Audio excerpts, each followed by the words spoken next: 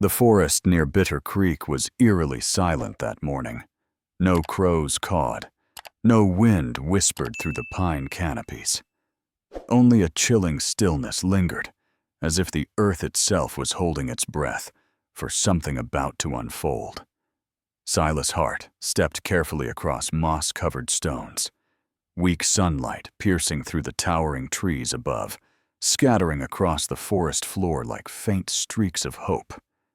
He was a seasoned tracker, one who lived more with the woods than with people. His life had been shaped by paw prints or rustling leaves, claw marks on decaying trunks. But that morning, what he found wasn't just a clue. It was a call from the abyss. Beneath a cluster of thick ferns, something stirred. Silas froze. Bending low, he gently pulled aside the damp leaves, and his heart nearly stopped. A bear cub, emaciated, caked in mud fur, falling off in patches. Its tiny frame was nothing but a shivering skeleton, drawing shallow breaths like whispers on the cold ground. Its eyes were sunken, clouded, devoid of light. A fading creature, as if it had already been forgotten by the world. Silas didn't move. A wild animal, even in the throes of death, could lash out in desperate instinct. But this cub didn't growl, didn't retreat, didn't even flinch. It just lay there, as if the world had abandoned it long ago. Gently, Silas opened his pack, pulled out a reflective emergency blanket, and carefully draped it over the cold, curled body. "You're not dying today, little one," he murmured. His voice nearly lost in the biting breath of the deep woods. No one would believe it. A bear cub missing for 48 days after a flash flood survived impossible. But Silas saw what others wouldn't. A breath, a heartbeat, a stubborn will to cling to the fragile line between existence and oblivion. He reached for his radio. "There's a bear cub, still alive." The wind howled behind him like the mountain's voice calling back. And so the journey began, not just to save a bear cub, but to witness the final miracle hidden within the wild. A miracle named Cedar. 2 hours later, a rescue helicopter from the Clearwater Wildlife Rehabilitation Center landed on the hillside near Bitter Creek. Each gust from the spinning blades tore through the snow-covered ground, sending layers of rotting forest leaves flying. But the bear cub Cedar remained still, wrapped in the thin emergency blanket Silas Hart had swaddled him in, like a fragile cocoon of hope enclosing the last remnants of life. The rescue workers were stunned. A bear cub after 48 days. Still alive, Silas walked alongside the stretcher as they carried Cedar toward the makeshift ambulance. No one spoke. The cub didn't have the strength to struggle, not even enough to let out a hoarse cry. But still a faint heartbeat, a shivering breath, and a dull glimmer in his eyes when they briefly locked with Silas's. When they arrived at Clearwater, a small, modest facility tucked deep within the northern Montana pines, Kessler, the head veterinarian, entered the treatment room and froze at the sight of the creature lying on the trauma table. "We're not treating a bear," she whispered. "We're saving a ghost." Cedar's body temperature was plummeting. His heart beat faintly. Blood vessels collapsed from lack of nutrients. They gently inserted an IV, warmed him with halogen lamps, and painstakingly removed every tick, every thorn embedded in his flesh. And Silas, a man who was supposed to be just a lone tracker, stood behind the observation glass, unmoving for hours. When Ava emerged, her face was damp with sweat, her sleeves stained with blood and dirt. She didn't offer any promises. "I can't guarantee anything," she said softly. Silas nodded, his eyes fixed on the door. "No promises. Just don't let go." The next 3 nights were an unrelenting battle between life and death, between the frail body of a bear cub and the unyielding faith of those who refused to turn away. Twice, Cedar's heart stopped. Twice, the wild little boy fought his way back to breath. "He doesn't want to die," Ava whispered. Her voice cracked with exhaustion. He's fighting. On the fourth night, as Silas dozed in the hallway, his head bowed. He heard a faint sound of breath, then another. He looked up. Cedar had opened his eyes, slowly, weakly, but consciously. And then something strange happened. Cedar lifted his gaze through the thick glass, straight at Silas. It wasn't instinct. It wasn't a vacant stare. It was recognition. That look took Silas's breath away. "Hey there, stubborn kid," he whispered. "Still hanging in with us, huh?" Cedar blinked once, then drifted back to sleep. But for Silas, and for Ava, who came in moments later, that single look said it all. This was no longer just a rescue. This was a soul that had chosen to live. The next morning, the treatment room at Clearwater seemed to come alive after several nights filled only with the sounds of ventilators and hurried footsteps. Cedar, the miracle bear cub survivor, had opened his eyes. This time, his gaze was no longer dull, but shimmering with something unyielding. Silas Hart stood outside the room, a cup of coffee, long gone cold, in his hand. He didn't notice. Every sense in him was focused on that tiny creature, a body riddled with scars, but still alive, still breathing. "We need to give him a name," Ava Kessler said as she stepped beside him. Her voice still tired, but with a warmth Silas had never heard in it before. "We can't keep calling him the Cub forever." Silas turned, looked through the glass. The little bear was lying on a bed of warm straw, one leg wrapped in soft gauze, his head slightly tilted, watching every movement of the people who entered the room. No more fear in his eyes, only curiosity and resilience. Cedar Silas said the word, slipping out like breath, like a small cedar tree growing out of rock, battered by storms, but never falling. Ava looked at him and nodded. "Cedar," she repeated. "Sounds like a promise." In the days that followed, Cedar lived up to that name. He could drink warm goat milk from a bottle, even chew on slices of fruit. Tiny canines began to emerge from his gums. Still thin, still fragile, but the light in his eyes had returned. Silas was no longer just a wandering tracker. He had become something else, a quiet companion. Every morning before dawn, he would arrive at the center sit beside Cedar and tell him stories about winding trails, narrow escapes from mountain lions, and the loneliness of days lived without purpose. Cedar didn't speak, but his little ears perked up each time Silas spoke. Sometimes he tilted his head. Sometimes he let out a small growl when Silas paused mid-sentence.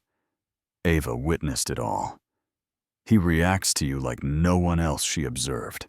"Not even me." Silas shook his head. "Maybe, because I was the first to see he wasn't just a bear." Then one day, Ava made a decision. Cedar would be moved to the semi-wild enclosure, an area with sunlight, real soil rocks, and water, and more freedom. "We need to see if he can stand on his own," she said, worry in her eyes. "If not, there's no future for him in the wild." The move was set for dawn, a light breeze, damp soil. Silas stood behind the fence waiting. When Cedar was placed on the cool ground, he lay still for a moment, eyes scanning the sky, the trees, the birdsong. Then, very slowly, Cedar pushed up with his front legs, one shaky step, then another, and then standing upright, wobbling, but standing. Silas clenched his fists, lips pressed together to keep from crying. This wasn't just a moment of survival. It was a declaration. That Cedar, the child of floods, abandonment, and ruin, could still stand, and was still choosing to live. That morning the sky was overcast, as if foreshadowing something ominous. A soft wind rustled through the pines, making the signs marked Wildlife Rehabilitation Area creak gently like the forest itself was sighing. Silas Hart had arrived early as always, but the air at Clearwater felt different today. Tense heavy, and then the white truck appeared quietly pulling up in front of the center. The door opened, and out stepped a man in a thick jacket, a metal nameplate on his wrist, Leonard Tate, Department of Wildlife Management. Leonard didn't smile, didn't shake hands, didn't ask questions. He simply held up a folder and said, "Here to assess the release viability of specimen Cedar. Observation period, 48 hours. After that, the board will determine the final outcome." Specimen Silas repeated, his voice low and bitter. Leonard didn't respond. He walked straight into the enclosure area, calm and cold, as if Cedar were nothing more than a data point in a spreadsheet. Nothing more, nothing less. Ava Kessler stepped in front of him, voice firm. "That bear cub is no longer dying. He can walk, eat, react. He's alive, and he deserves a real chance." Leonard looked up from the file. "I'm not here to argue ethics. I'm here to assess viability. Everything else is decided by paperwork." Silas clenched his fists. He looked at Cedar, who was sleeping in a bed of dry straw, one paw resting on a blanket Ava had sewn from an old jacket. The bear had grown stronger, healthier, but he was still not fully recovered. His steps were still unsteady. But those eyes, when open, were full of life and awareness. "He's still weak," Silas said, voice restrained. But he survived what few animals ever do. 48 days alone. No food, no mother, no help. And still, he lived. Leonard showed no reaction. "We don't base our decisions on emotion, Mr. Hart. If the specimen fails the criteria, he will be permanently transferred to a holding sanctuary. In worse cases, humane measures will be taken." Silas stepped in front of the enclosure gate. "You won't touch him without a valid reason and the supervision of a licensed veterinarian." "You're obstructing protocol," Leonard replied coldly. "No." Ava stepped forward, fire in her eyes. "He's protecting a life." The air thickened taut as a drawn bowstring.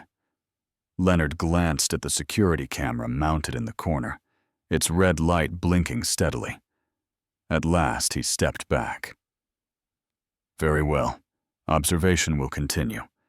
But don't mistake me for someone swayed by words or tears." As Leonard's shadow disappeared behind the door, Silas returned to Cedar's side. The little bear was awake now, and watching him with a gentle, expectant gaze. Silas sat down beside the enclosure and whispered, "We have to show them, not just that you survived, but that you deserve to live free." A cold rain had fallen throughout the night, leaving the pine forest shrouded in thick mist. Silas Hart sat motionless on the old wooden chair outside the rehabilitation enclosure, his eyes fixed on the surveillance monitor, showing Cedar's pen. Inside, the bear cub was curled tightly into a small ball nose, pressed into the warm straw, his ears twitching slightly with every distant rumble of thunder. Every breath mattered. Every time Cedar's eyes opened, it was proof that life still endured stronger than anything else. Silas murmured to himself. People can write entire textbooks on wildlife rehabilitation, but they'll never understand one thing. What keeps them alive isn't just medicine, it's connection. The next day, Leonard Tate returned, but this time he wasn't alone.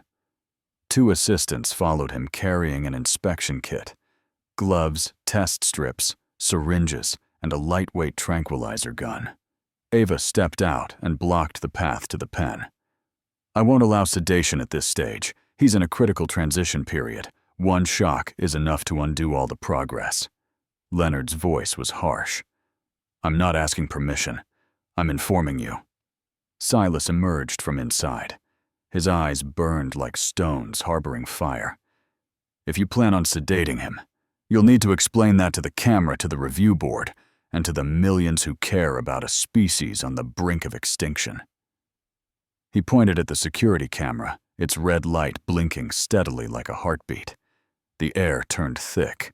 Leonard looked at Ava, then Silas, and finally at Cedar, now awake and peering through the bars with wide, curious eyes. No growl, no lunge, just a gaze young but calm, as if Cedar understood everything. Leonard slowly lowered the tranquilizer gun. "I'll return for the final assessment. If this cub can't prove self-reliance, we won't waste further resources." As he left, Ava exhaled in relief, though her eyes were rimmed with red. She turned to Silas. "Do you think Cedar's ready for that?" Silas didn't hesitate. "Not just ready. He's survived what no cub should ever have to. He's not a miracle. He's the result of raw survival instinct of the purest will to live nature has ever gifted. We can't let the system forget that." Ava gave a small nod. "Then we have to prove it. Not with tears, with action." And from that moment on, they began preparing for the greatest test Cedar had faced since the day he defied death in the flooded forest. The gray sky of an early autumn morning cast a fine, smoky drizzle over the whispering pine trees. Inside the Clearwater Rescue Station, the trial training zone had been hastily constructed, a half-acre stretch of land featuring a man-made stream, earthen mounds, rotting stumps, and deliberately buried food markers. All elements simulated a true wilderness environment. But for Cedar, it wasn't just a playground. It was the gate to a future that would soon be decided.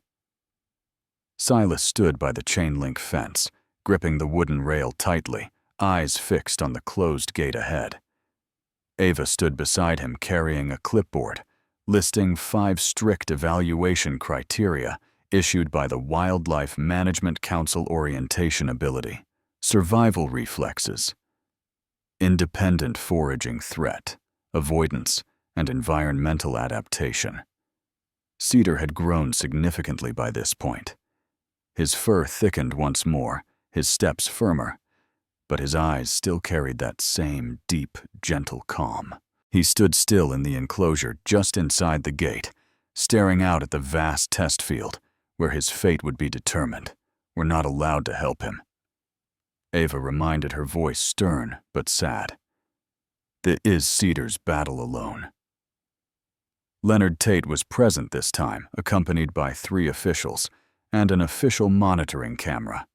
He nodded once, then issued the cold command, "Begin the trial." The steel gate creaked open.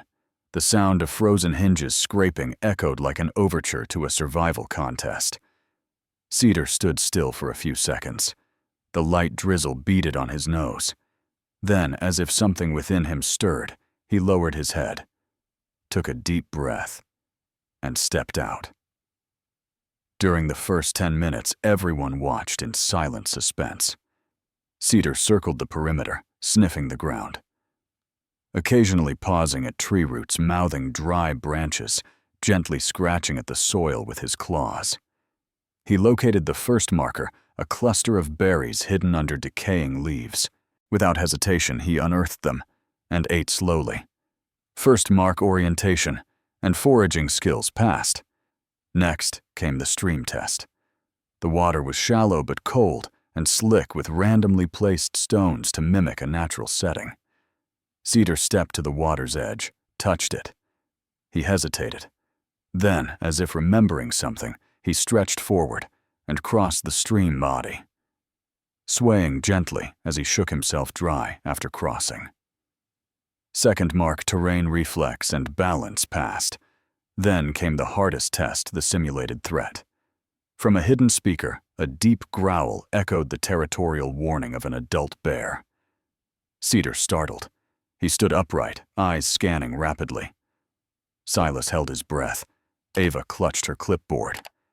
Cedar did not panic or flee wildly.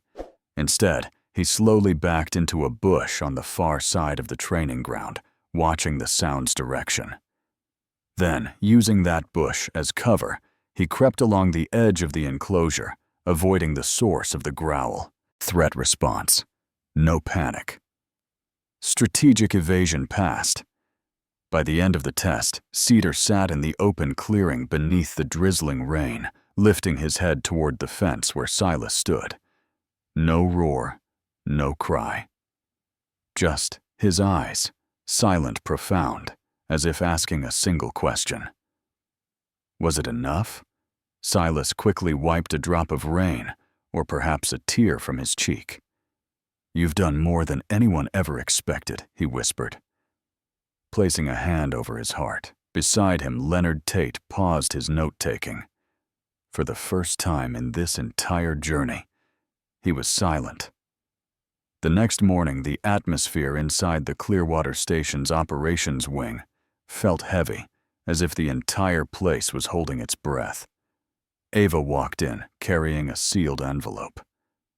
The red seal of the Wildlife Management Bureau stood out on the front like a verdict handed down from an invisible force. Silas was seated by the window eyes, fixed on the empty field, where Cedar had completed his survival test the day before. He stood up the moment Ava raised the envelope. "This is the official result from the council," she said hoarsely. "They've reviewed the full footage, analyzed the data, and made their decision." Silas looked at the envelope as if staring into fate itself. He took a deep breath, his hands trembling as he opened it. His eyes scanned the first line. Then something caught in his throat. A long, heavy breath escaped him, weighted but filled with release. Approved for release back into the wild. Ava sank into a chair, burying her face in her hands. No one spoke for a long moment. The emotions surged, but there were no cheers, no sobbing tears. Only the silence of people who had fought to the end for a single life, and finally saw the light. That afternoon, they set out together to the selected release site, a pristine valley on the edge of the Wild Pine Ridge Reserve.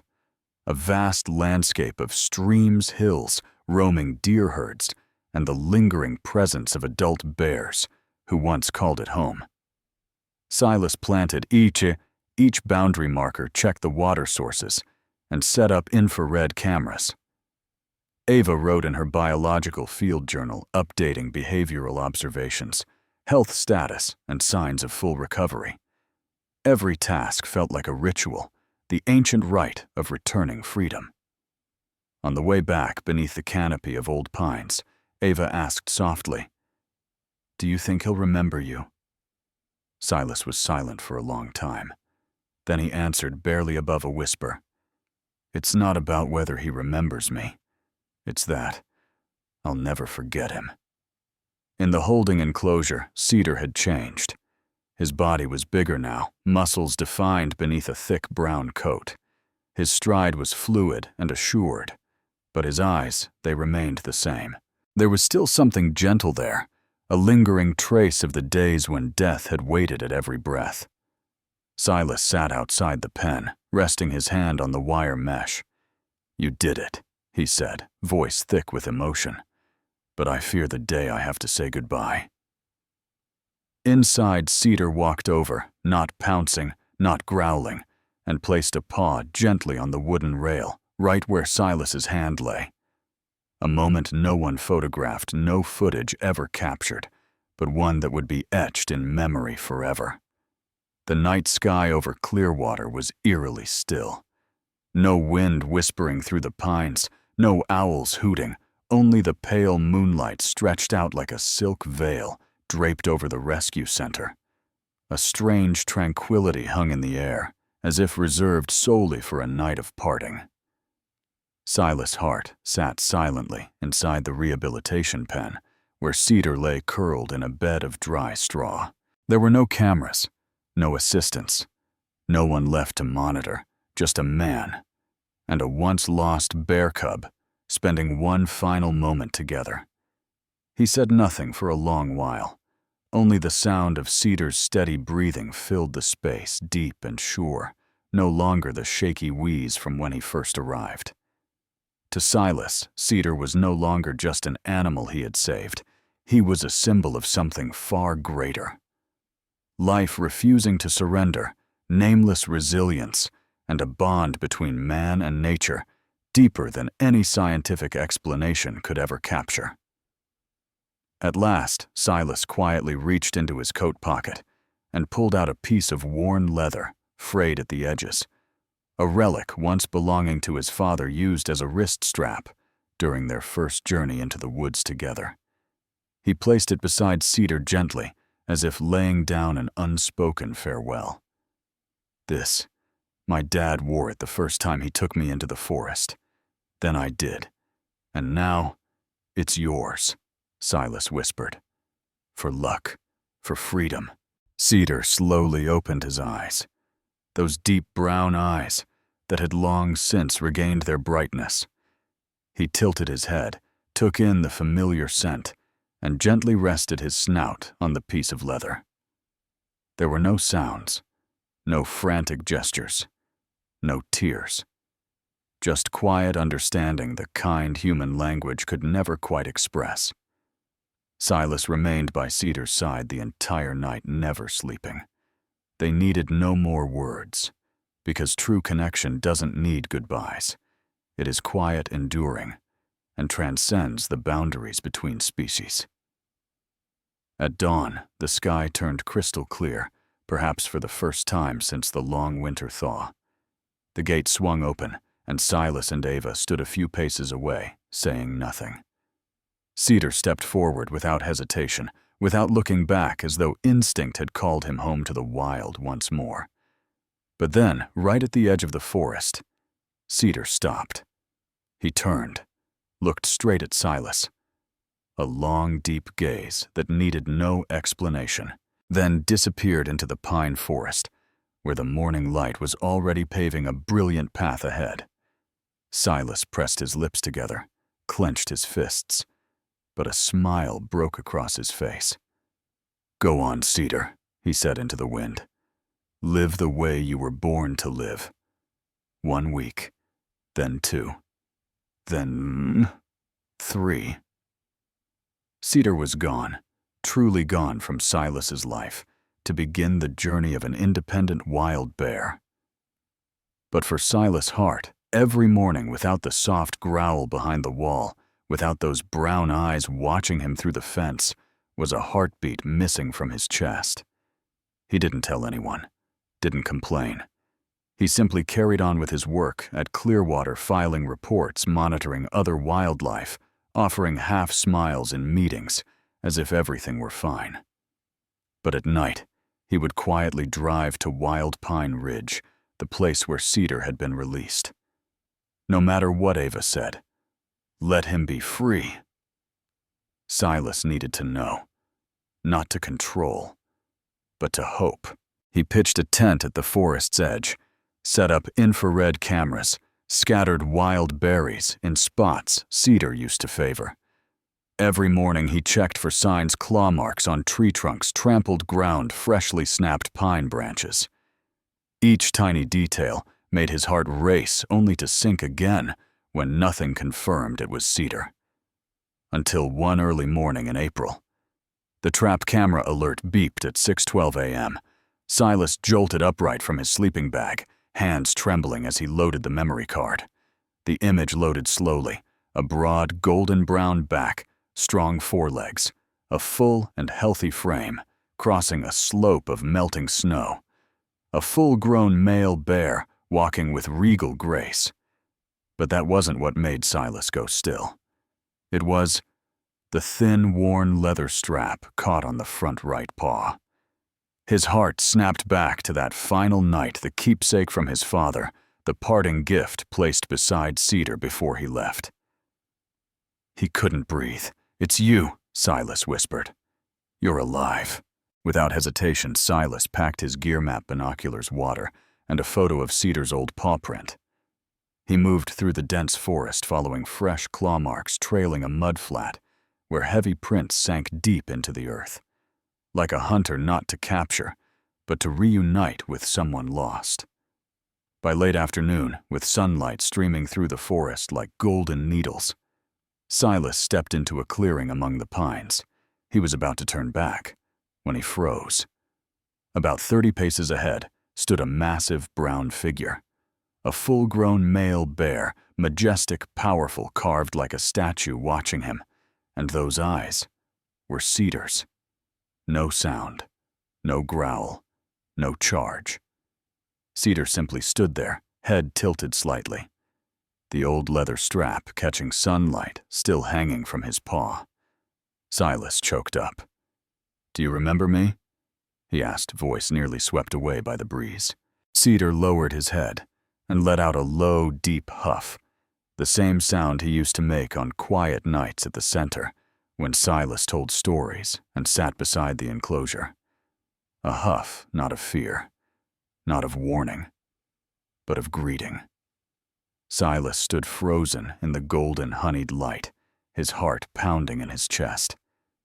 Less than 20 steps away, Cedar, no longer the scrawny cub, wrapped in thermal blankets, but a full-grown wild grizzly, was looking at him, with a gaze that held no doubt recognition.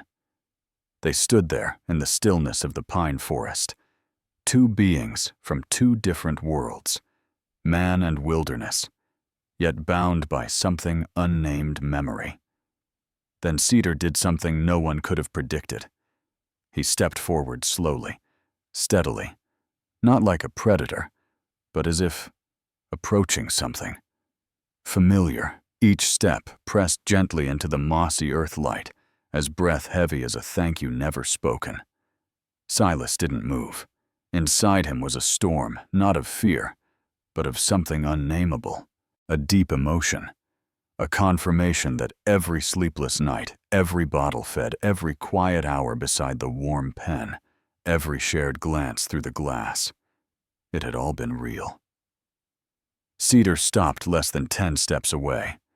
Between them, there was no cage, no fence, only forest wind and a shimmering ribbon of light falling through the trees. And then, like some ancient bear ritual, Cedar lowered himself, placing both front paws on the ground, and slowly released a small object onto the bed of pine needles. Silas looked up. A strip of old leather. The band he had left beside Cedar on that final night, when the little bear had fallen asleep one last time at the rescue center. It was still intact, frayed, weathered, even marked with tiny tooth impressions, but unmistakable. It was the strap from Silas's father's wrist, the keepsake he had never parted with until he gave it to Cedar as a wish for protection. And now the bear had returned it to him as an answer. No one had taught Cedar to do this. No instinct compelled him. This was gratitude. This was acknowledgement. This was heart. Silas slowly stepped forward, bent down to pick up the strap, his hand trembling. Cedar didn't flinch, didn't flee. He simply stood there, silently, watching. For one fleeting moment, neither was simply man nor beast pursuer, nor rescued. They were two souls who had walked the edge of death and found each other again, not as savior and survivor, but as friends, marked by the same scar. Then Cedar turned and walked back toward the depths of the forest. Silas didn't call out. He didn't try to stop him.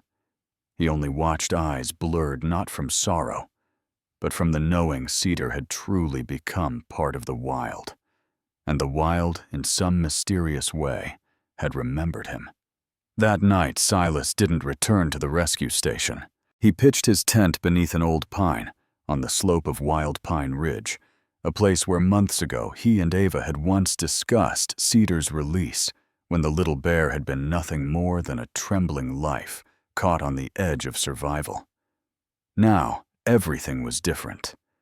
The wind whispered through the canopy like a solemn lullaby, and Silas sat beside a small campfire, hand tightly gripping the old leather strap, now darkened etched with the marks of time and claws. There were no words that could capture what he had just experienced. No language could convey the feeling of having a wild creature, one thought to have been lost forever in the depths of the forest, come back. Not for food, not for shelter, but just to say, "I remember." Ava called late that night. "You're not coming back." Silas watched the flames dance for a long moment before replying, his voice soft as the wind. "He's still out there, strong, free." Ava was quiet on the other end. Then she asked gently, "Are you okay?" Silas didn't answer right away. He looked up at the star-filled sky. The same sky under which he had once whispered to a fragile, fading soul, "Hang on, Cedar. Don't give up." And now he whispered again, not out of fear, but with the quiet knowing, "You've flown far, and I remain not empty anymore."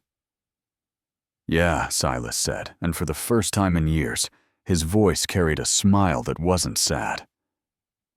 "I'm okay, because that's who he is." And in the night, the forest wind no longer felt cold.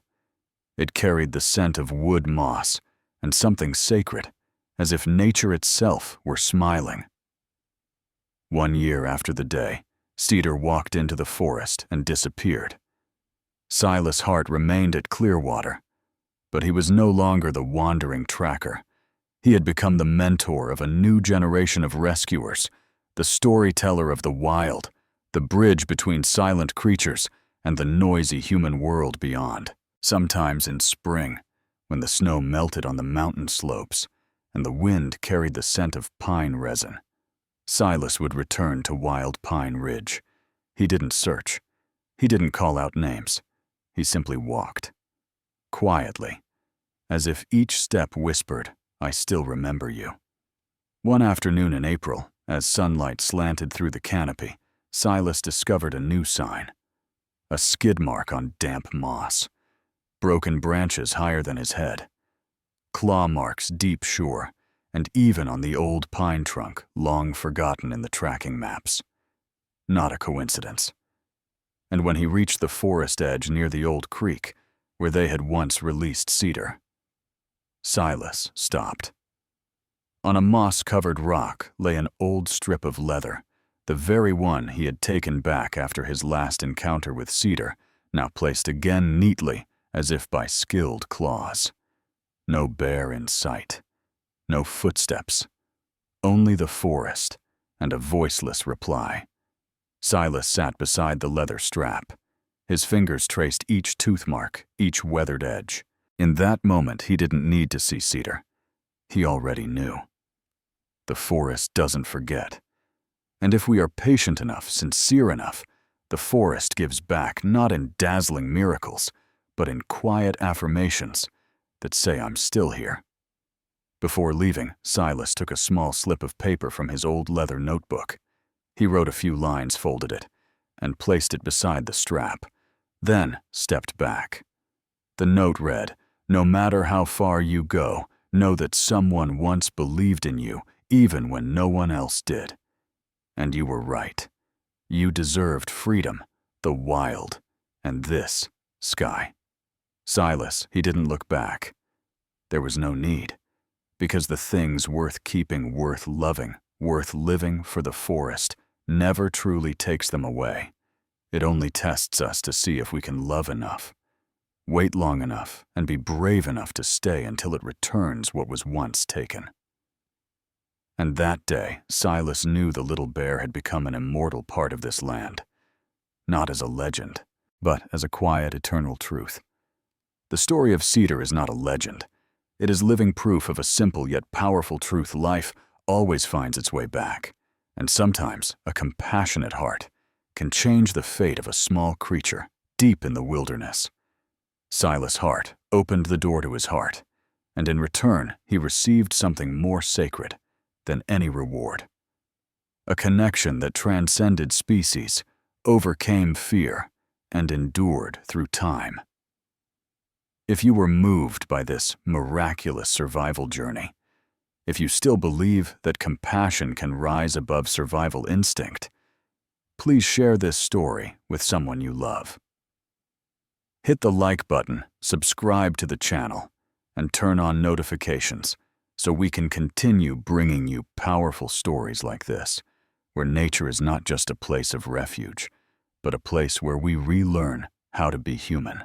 Because somewhere out there, in the green forest, there might still be another Cedar, waiting for a Silas brave enough to open a door not just with his hands, but with his heart. Thank you for listening. See you in the next story.